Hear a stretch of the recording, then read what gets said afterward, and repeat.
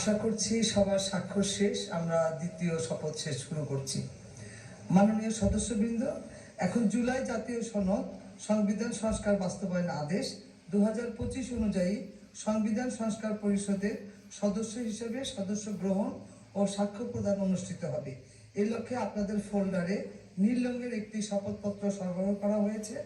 আমি এখন জুলাই জাতীয় সনদ সংবিধান সংস্কার বাস্তবায়ন আদেশ 2025-এর 8 অনুচ্ছেদ 8 এবং তফসিল 1 অনুযায়ী শপথ পাঠদানকারী মাননীয় প্রধান নির্বাচন কমিশনার জনাব এএমএম নাসিরউদ্দিনকে সংবিধান সংস্কার পরিষদ সদস্যের গণের শপথ বাক্য পাঠ করানো এবং পরিচালনার জন্য বিনীতভাবে অনুরোধ করছি।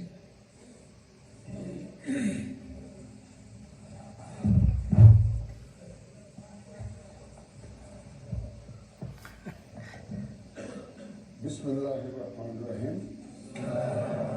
মাননীয় সদস্যবৃন্দ, এখন আপনাদেরকে সংবিধান সংস্কার পরিষদ সদস্য হিসাবে শপথ বাক্য পাঠ করানো হবে।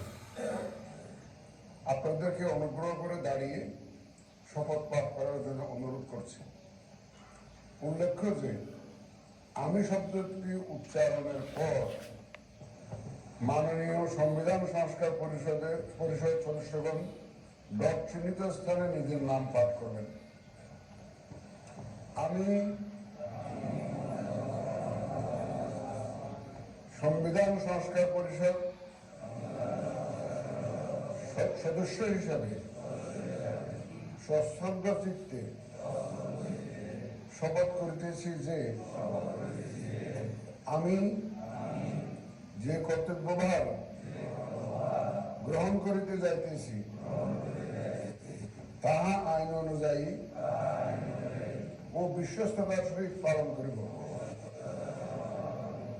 আমি বাংলাদেশের প্রতি অকৃত্রিম বিশ্বাস ও আনুগত্য পোষণ করিব এবং পরিষদ সদস্য রূপে আমার কর্তব্য পালনকে